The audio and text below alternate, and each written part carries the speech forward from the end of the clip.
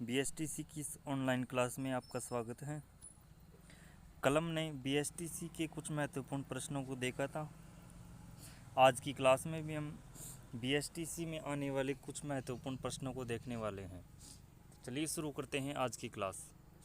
आज का हमारा पहला प्रश्न है, राजस्थान के लिम्बाराम किस खेल से जुड़े रहे हैं? हॉकी से, कुश्ती से, कबड्डी से या फिर तीरंदाजी से? राजस्थान के लिम्बाराम जो है तीरंदाजी से जुड़े हुए हैं। ठीक, तो हमारा डी ऑप्शन राइट हो जाएगा। अगला प्रश्न है, राजस्थान के किस जिले में सर्वाधिक वर्षा होती है? बांसवाड़ा में, डूंगरपुर में, झालावाड़ में या फिर बारां में? तो सर्वाधिक वर्षा जो है झालावाड़ जिले में होती है, तो हमारा सी ऑप्शन राइट हो जाएगा। अगर हम न्यूनतम वर्षा वाले ज़िले की बात करें तो न्यूनतम वर्षा होती है जैसलमेर ज़िले के अंदर। कहाँ पर होती हैं? जैसलमेर ज़िले के अंदर, क्योंकि यहाँ पर जो है रेगिस्तान ही रेगिस्तान है। अगर दोस्तों आपसे पूछे कि सर्वाधिक ये गलती होगी, गलत हो गया। सर्वाधिक वर्षा वाला स्थान कौन सा है? अगर सर्वाधिक वर्षा वाला स्थान पूछ ले तो वो हो जाएगा माउंट आबू। माउंट आबू कहाँ पर है? सिरोही के अंदर। कहाँ पर है? सिरोही में।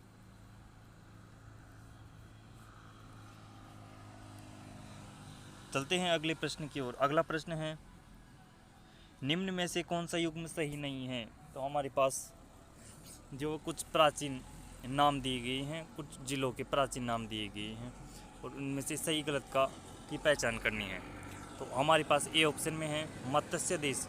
मत्स्य देश में कौन कौन से जिले आते हैं? अलवर, भरतपुर। तो हमारा ए ऑप्शन राइट हो जाएगा, सही है। दूसरे में दे रखा है जांगल प्रदेश। जांगल प्रदेश किसे कहा जाता है? बीकानेर को। तो ये बी ऑप्शन भी राइट है हमारा।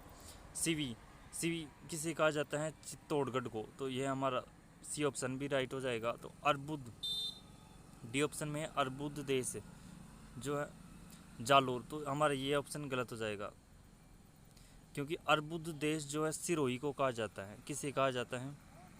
सिरोही को, जालोर को नहीं। जालोर का प्राचीन नाम की बात करें तो जालोर का प्राचीन नाम है जाबालीपुर। क्या है? जाबालीपुर। तुम्हारा ए डी ऑप्शन गलत हो जाएगा। चलते हैं अगले प्रश्न की ओर। अगला प्रश्न है, खड़ीन वर्षा जल संरक्षण की परंपरागत विधि पाई जाती है? झालावाड़ में, अलवर में, जैसलमेर में या फिर सीकर में? तो खड़ीन वर्षा जल संरक्षण की विधि पाई जाती है, कहाँ पर पाई जाती है? जैसलमेर के अंदर। तो हमारा डी ऑप्शन राइट हो जाएगा। जैसलमेर में जो है पालीवाल ब्राह्मणों द्वारा खड़ीन कृषि भी की जाती है। यानी एक खड़ीन एक जल संरक्षण की विधि भी है और एक कृषि भी है, एक प्रकार की कृषि भी है। जैसलमेर में जो है पालीवाल ब्राह्मणों द्वारा यह कृषि की जाती है। और अगर हम परंपरागत जल संरक्षण की विधियों के बारे में बात करें तो परंपरागत जल संरक्षण की विधियां हैं, खड़ीन हो गई हमारे पास, एक कुंडी हो गई, कुई हो गई, नाड़ी हो गई, जोहड़ हो गया और एक हो गया तालाब। ये सब क्या है? परंपरागत जल संरक्षण की विधियां हैं।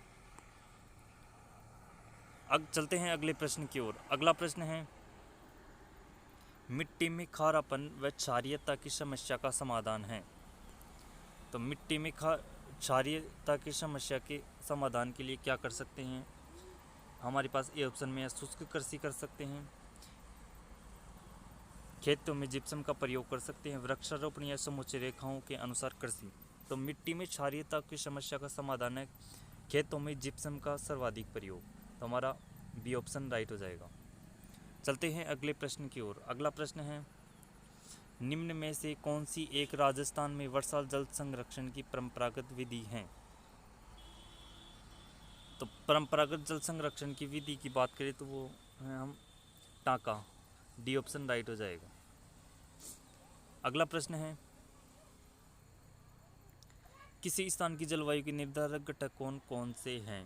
तापमान, आर्द्रता व वर्षा या फिर वायुदाब? या फिर सभी।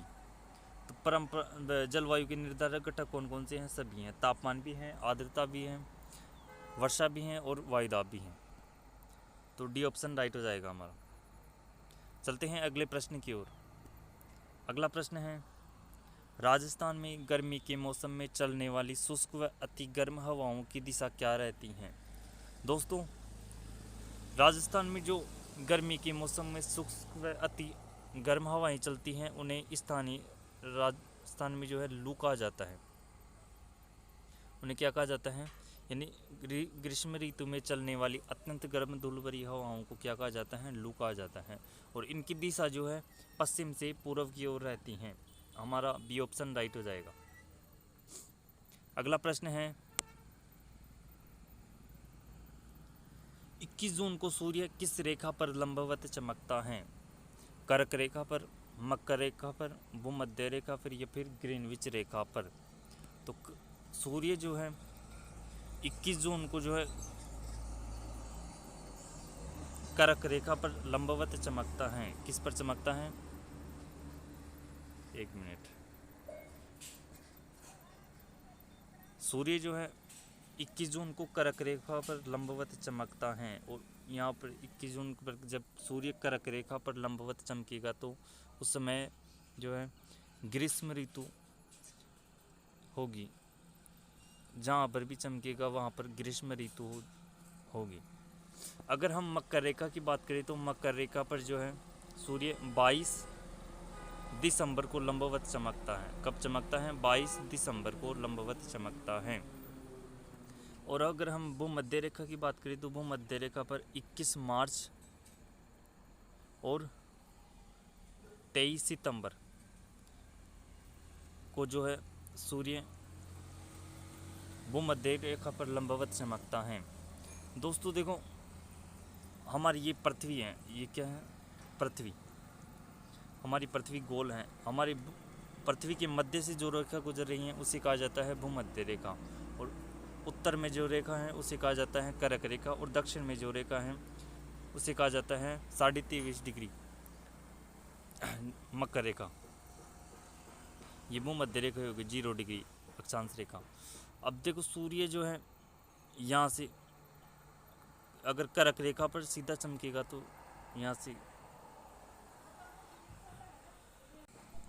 अगर सूर्य 21 मार्च को जो है भूमध्य रेखा पर लंबवत चमकेगा तो यहाँ से सूर्य कहाँ पर जाएगा? यहाँ पर कर्क रेखा पर। कब? 21 जून को। 21 जून को यहाँ पर सीधा चमकेगा और फिर यहाँ से फिर वापस मकर भूमध्य रेखा पर आएगा। कब?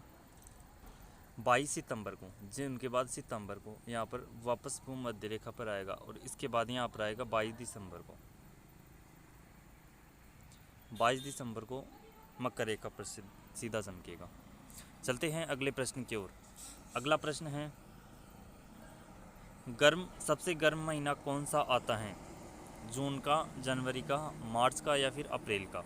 तो सबसे गर्म महीने की बात करें तो सबसे गर्म महीना आता है जून का, क्योंकि 21 जून को जो है सूर्य कर्क रेखा पर लंबवत चमकता है। और हम जानते हैं कि कर्क रेखा जो है राजस्थान की जो है बांसवाड़ा ज़िले से होकर गुजरती है। कहाँ से होकर गुजरती हैं?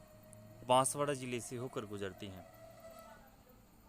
इसलिए जो है राजस्थान में जो है जून के माह में सर्वाधिक गर्मी देखने को मिलती है। अगर हम सबसे गर्म महीने की बात करें तो वो सबसे ठंडे महीने की बात करें तो सबसे ठंडा महीना आता है दिसंबर और जनवरी का। तो आज के लिए इतना ही। मिलते हैं अगली क्लास में। अगर वीडियो अच्छा लगे तो वीडियो को लाइक करें, शेयर करें और चैनल को सब्सक्राइब करें। धन्यवाद।